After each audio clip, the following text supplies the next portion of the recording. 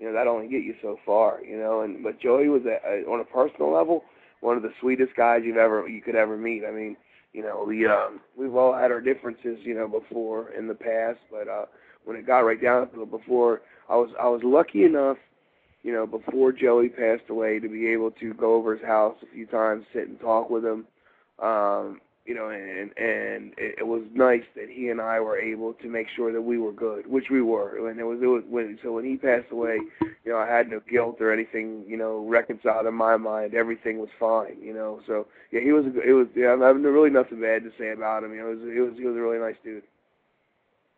Okay, he sounds like a great guy. And if I'm not mistaken, you in turn went and trained Ian Rotten. What are some of your memories of training him, and was he a quick learner? I'll tell you what, John, he loved wrestling. There's no doubt in my mind, and he was dedicated to learning. I mean, I'll tell you this, he showed up all the time.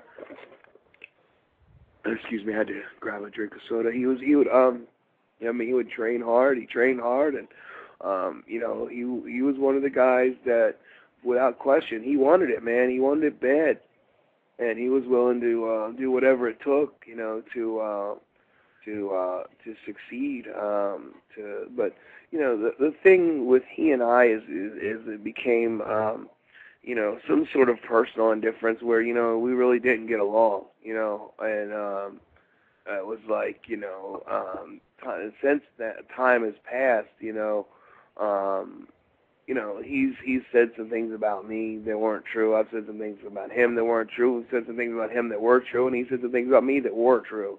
But the majority of it is I genuinely, I think that John, Ian is probably a good dude, but he would much rather talk crap on other people and just not let, which is sad because there was a time when I thought his wrestling ability was getting pretty darn good, but he just decided he'd be better off to just cut yourself and roll around in AIDS infected needles or something. But it just was I thought there for a while he would have had the ability to go and be a very good wrestler or entertainer, but I think for the most part a lot of the stuff that he did was, I thought a lot of stuff that I did was way over the top. So I thought some of the stuff that him and Pondo and Necro and all those guys did was just absurd, and I thought that it really became something that overshadowed anything that had to do with wrestling ability, and it just had to do with being stupid.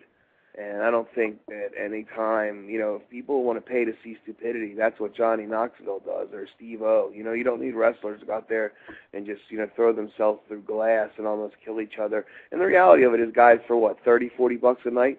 Because, these guys aren't getting paid nothing, So it's why do it?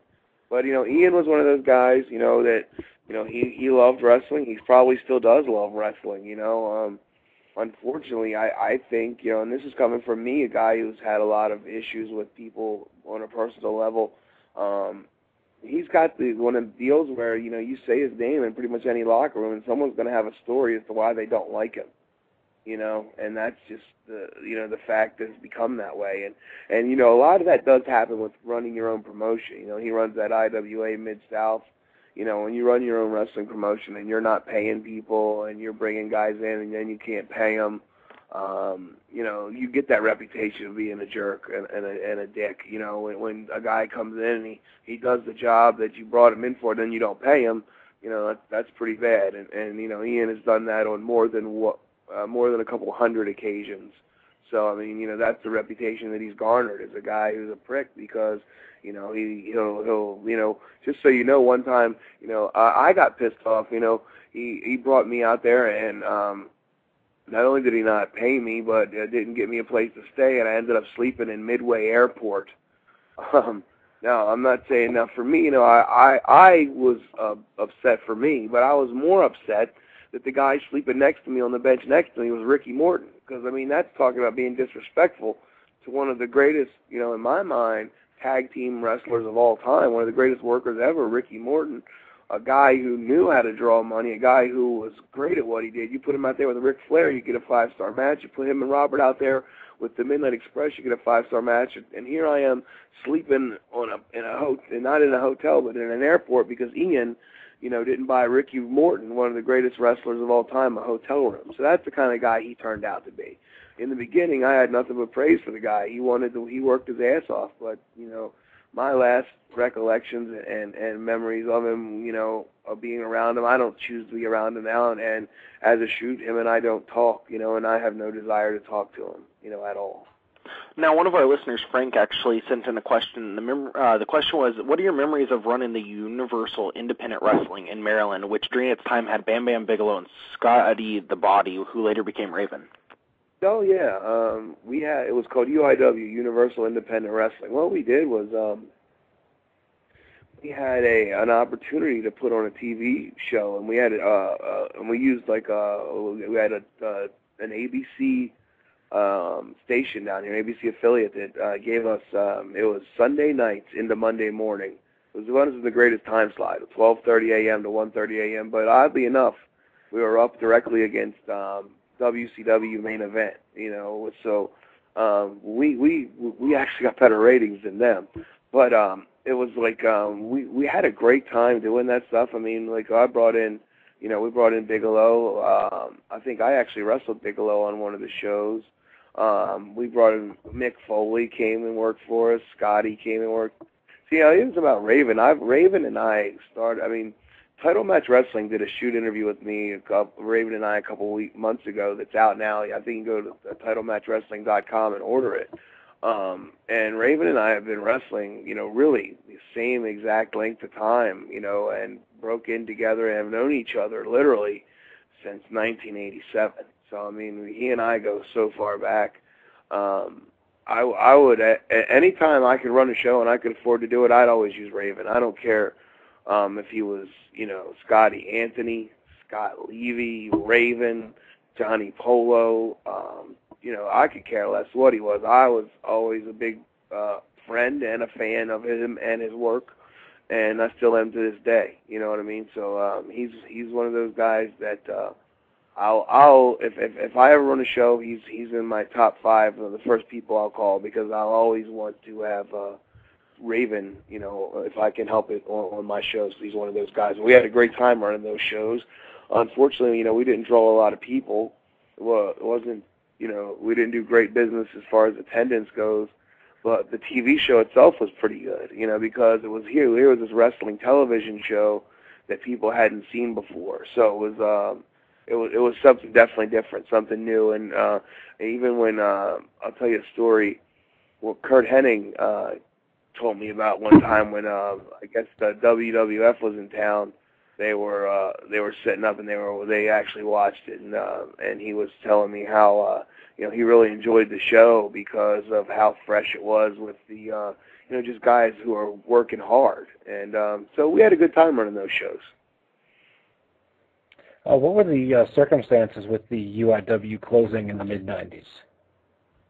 It was nothing more than financial. It was like the people that backed it, was an attorney and her husband who had a television production company, and we weren't generating revenue. It was difficult to sell advertisement, and because this was our thing, we had to go out, promote the shows, sell tickets, everything was grassroots. We were out, Ian and I trying to sell television advertisement as well. So it was like, we were trying to produce a wrestling show, a television show, and live events at the same time. So financially, it just became, too much. We couldn't do it, and like a lot of smaller promotions, just couldn't hang in there. We couldn't do it. The production costs for the television were coming too much to where, no one was seeing a profit. And at that point, people that invested their money want to continue to be on board a sinking ship, much like WCW to a smaller scale. There was no profit being made and money was being put out. Yeah, you just mentioned WCW, and I know after UIW, you went into WCW for a little bit of time, where you feuded with PN News. Do you have any memories of that era of your career? Oh, sure.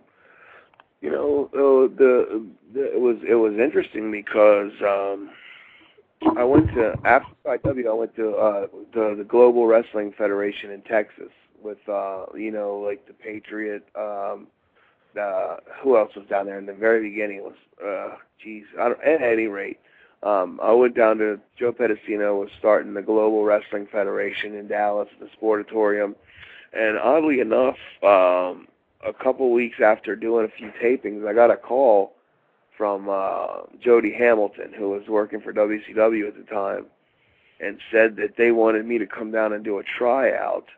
And oddly enough, one of my tryout matches was against Joey Maggs. But it was funny because I got my my tryout with WCW not off of them seeing me wrestle, it was off of them hearing me cut a promo. They happened to be watching the Global television show, and I started coming on and did a promo, and they wrote my name down and said, "Hey, let's give this guy a chance." So, you know, I went to WCW and worked with PN News for like a month straight. Took the one-man gang spot because he had gotten fired, so they needed someone to wrestle with PN News. There was I was still very young at the time, so there was a lot of like politicking going on that I wasn't aware of, you know, and I got, you know, I rode and roomed with Mick Foley at the time and traveled with him and Abdullah the Butcher.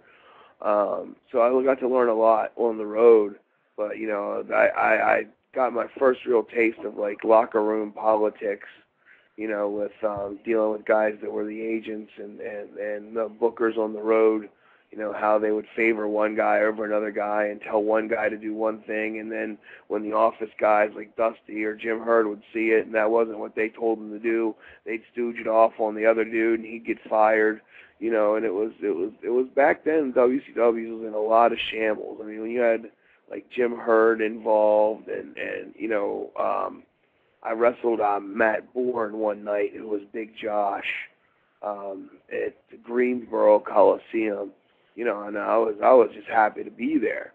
But I mean, this wasn't the NWA that I remembered or WCW, because I mean, I was used to watching those tapes of Dusty and Nikita and the Greensboro Coliseum and the place so loud that the camera was rattling. Man, I showed up at Greensboro. There may have been 2,000 people in that arena, you know, that held, you know, what, 18,000. So the writing was on the wall even back then with WCW. Man, that was one of the low periods. It was bad. You know what I mean? It was really bad. And Halloween Havoc, I think it was Halloween Havoc 91, I was scheduled to be on there. That would have been the first pay-per-view I was ever on. I was supposed to wrestle Vader.